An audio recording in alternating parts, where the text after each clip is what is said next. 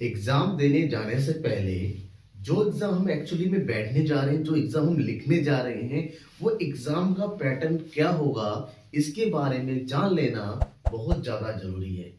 तो guys students, आज मैं आपको इकोनॉमिक्स के ब्लूप्रिंट के बारे में बताने जा रहा हूं। और किस बोर्ड से? बिहार बोर्ड से।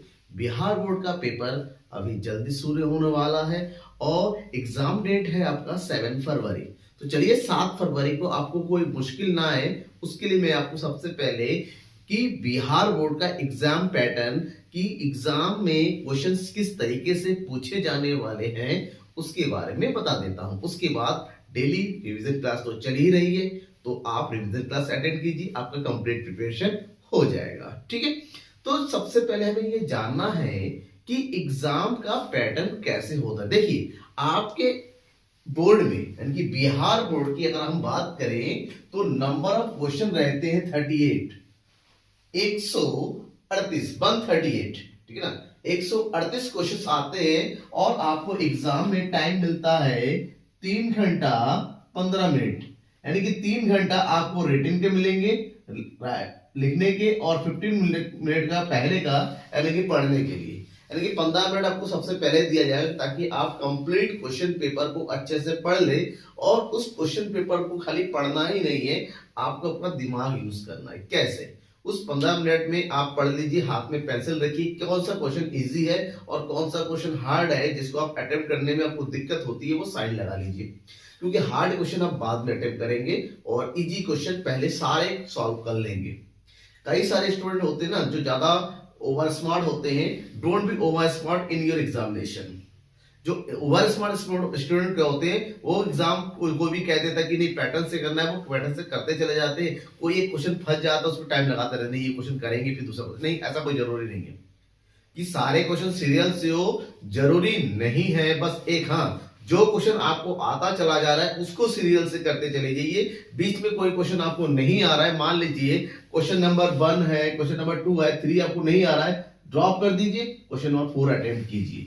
दैट मीन्स फर्स्ट 15 मिनट में जब क्वेश्चन पेपर पढ़ेंगे तो आपके दिमाग में बैठ जाना चाहिए कि मुझे सबसे पहले ये क्वेश्चन शुरू करना है, ये क्वेश्चन मेरे लिए हार्ड हो रहा है, इसको बाद में करेंगे, ये इजी है, इसको पहले करेंगे। इससे क्या होता है, आपका वो 15 मिनट आपको लास्ट के जो 30 मिनट्स होते हैं जिसमें लोगों का हाथ नहीं रॉकेट बन जाता लिखते लिखते, वो बच जाएगा। ठीक है ना। तो चलिए अब हम आपके पैटर्न में आते हैं। तो बिहार बोर्ड ने आपका पैटर्न में कोई विशेष बदलाव नहीं किया है, क्योंकि पूरे भारत में जितने भी बोर्ड है ना, उस पूरे बोर्ड में से बिहार बोर्ड ने इकोनॉमिक्स के पेपर को सबसे ज्यादा सिंपल कर दिया है अपने स्टूडेंट्स के लिए। क्यों?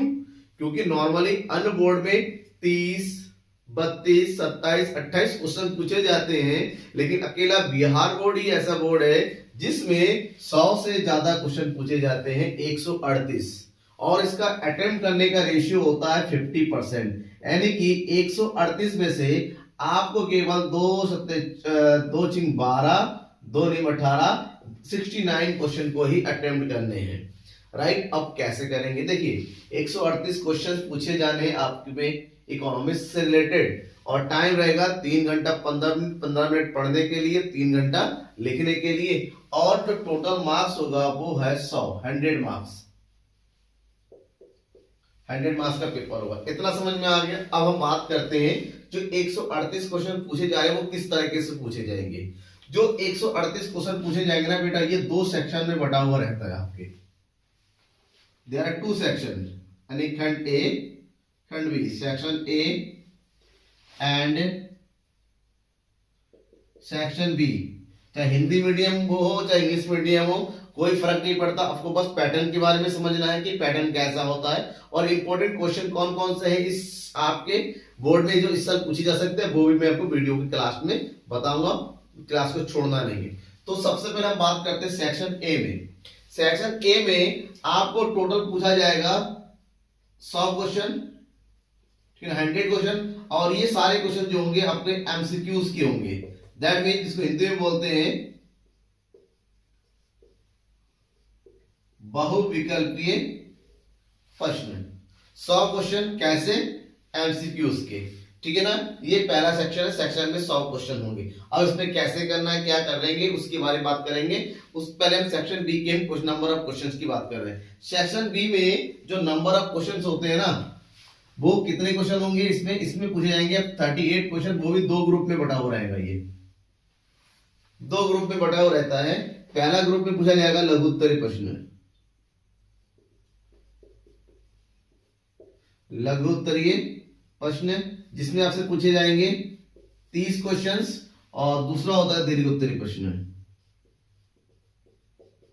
दीर्घ उत्तरीय प्रश्न, जिसमें आपसे पूछे जाएंगे 8 क्वेश्चन। ठीक है, समझ लेना। 100 क्वेश्चन सेक्शन ए में, 100 क्वेश्चन सेक्शन, बाकी 30-38 क्वेश्चन सेक्शन बी में, जिसमें दो पैटर्न होता है क्वेश्चन का। एक होता है लघु उत्तरीय, दूसरा होता है दीर्घ उत्तरीय, long question and short question. ठीक है, अब जो एमसीक्यूज है वो आपका रहेगा हर एक 1 मार्क्स का। जो लघु उत्तरीय प्रश्न है जो हर एक रहेगा आपका 2 मार्क्स का। और जो दीर्घ उत्तरीय है वो रहेगा आपका कितने मार्क्स का, 5 मार्क्स का। ठीक है, ये रहेगा आपका 5 मार्क्स का। ओके, अब थोड़ा और बात करते हैं। यहां पर नंबर ऑफ क्वेश्चन में पता चल गया, लेकिन यहां पर एक ट्विस्ट है। ट्विस्ट ये है कि आपको यहां पर जो 100 क्वेश्चन दिए जाएंगे, 100 में से आपको केवल 50 क्वेश्चन ही अटेम्प्ट करने हैं। इसका मतलब आपको केवल 50 क्वेश्चन सॉल्व करने हैं, वो 50 जो सबसे ज्यादा इजी है। इसका मतलब मैंने इसलिए कहा कि बिहार बोर्ड अपने स्टूडेंट को सबसे इजी क्वेश्चन पेपर देता है। इसलिए देता है क्योंकि आपके पास 50%, 100% जो है चॉइस है। 100 में से 50 क्वेश्चन ही अटेम्प्ट करने हैं जो इजी है, बाकी छोड़ दीजिए, बाकी को छूने की जरूरत नहीं। गिन लीजिए, मुझे ये आता है, जो नहीं आता छोड़ दीजिए। तो 50 में से 50 यानी कि 50 नंबर आपके यहां पर हो गए। ठीक है ना, 100 करने की जरूरत नहीं है। ऐसा चॉइस कोई नहीं देता पूरे भारत में, कभी पूरे विश्व में, केवल बिहार बोर्ड देता है। ठीक है ना, अगर उसमें भी आप नंबर नहीं ले पाएंगे तो क्या कर सकते हैं। अब दूसरा है लघु उत्तरीय प्रश्न। लघु उत्तरीय प्रश्न होते हैं शॉर्ट। लघु उत्तरीय प्रश्न ऐसे क्वेश्चन होते हैं जिसको लगभग आपको 40 से 50 शब्दों में आंसर देना होता है।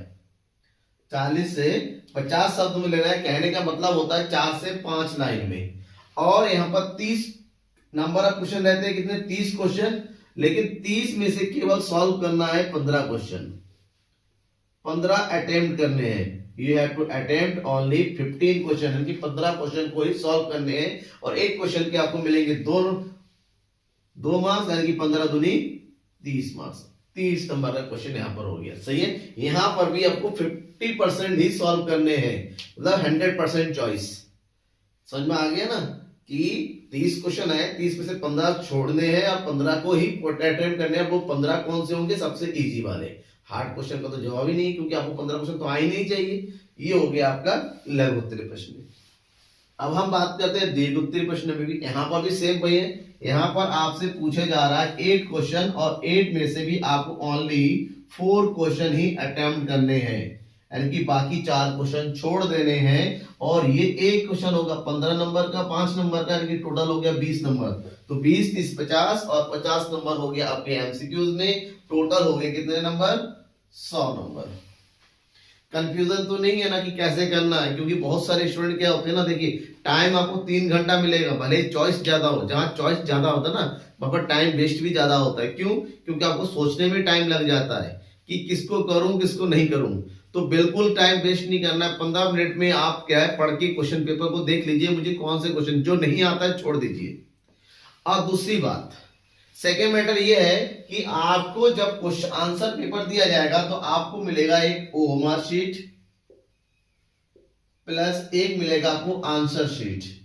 मतलब एक में आपको लिखना है, रिटर्न करना है, और एक में केवल आपको क्या करना है, जैसे गोला मारना है, इस तरह से 4 वाला हो गया ये ऑप्शन, एक में सर्किल करना है ओएमआर शीट। और ओएमआर शीट में आपको एमसीक्यूज वाला पार्ट सॉल्व करना है, और आंसर शीट जो मिलेगा, जो बुक टाइप में मिलेगा, बुकलेट जिसको बोलते हैं, उसको आपको करना है इन दोनों को। ठीक है, कोई कंफ्यूजन तो नहीं रहना अब दिमाग में कि हाँ कैसे करेंगे, कैसा पैटर्न आएगा, किस तरह से होगा। उसके बावजूद भी कोई कंफ्यूजन रहता है, बिल्कुल मैं हूँ, कमेंट बॉक्स में कमेंट करके बताइए। कंफ्यूजन को दूर करने की जिम्मेदारी मेरी है। बस एग्जाम में जब जाएंगे 7 फरवरी को, दिमाग में अच्छे से बैठा के लिखिएगा कि आपका क्वेश्चन पेपर कैसे आने वाला है और कौन कौन से क्वेश्चन इंपॉर्टेंट है। तो सुनिए, आपके बिहार बोर्ड में कुछ क्वेश्चंस मैंने पैटर्न का देखा है कि कुछ क्वेश्चंस रिपीट होते हैं। यूं कहे कुछ चैप्टर ऐसे होते हैं जिस चैप्टर से रिलेटेड लॉन्ग क्वेश्चन, ये सबसे ज्यादा एग्जाम में क्वेश्चन दिए जाते हैं। वो कौन कौन से क्वेश्चन है? पहला क्वेश्चन है आएगा चक्रीय प्रभाव, चाहे वो लघु में है, चाहे वो 2 नंबर में है, चाहे ये अभी 5 नंबर में है, क्वेश्चन आएगा ही आएगा, आएगा चक्रीय प्रभाव से। ठीक है ना। नंबर टू है केंद्रीय बैंक के कार्य और केंद्रीय बैंक के द्वारा शाखा का नियंत्रण। पता है ना केंद्रीय बैंक के बारे में? नहीं पता है, डिस्कशन में देखिएगा।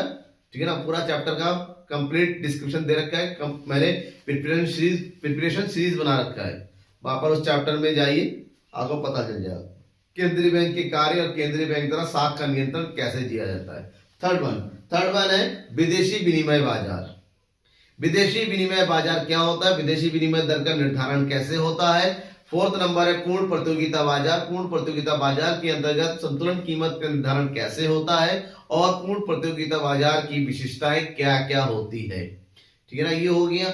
उसके बाद क्वेश्चन इंपॉर्टेंट है वो है मांग वाले चैप्टर से। मांग का नियम क्या होता है? मांग को प्रभावित करने प्रमुख कारक कौन कौन से हैं? ठीक है ना, आपको ये पढ़ना है। और उसके बाद पढ़ना है एक बहुत ही अहम चैप्टर जिसको आप छोड़ना नहीं है, वो है राष्ट्रीय आय।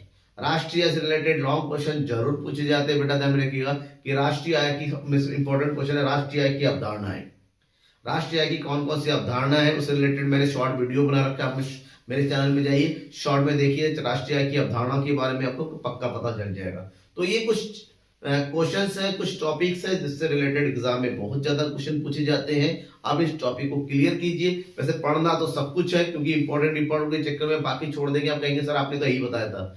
मैंने कहा ये मोस्ट इंपॉर्टेंट है, बाकी भी इंपॉर्टेंट है, वो भी आप जरूर पढ़िएगा। ठीक है ना। मैंने कंप्लीट सीरीज तैयार किया है, वहां से पढ़ेंगे।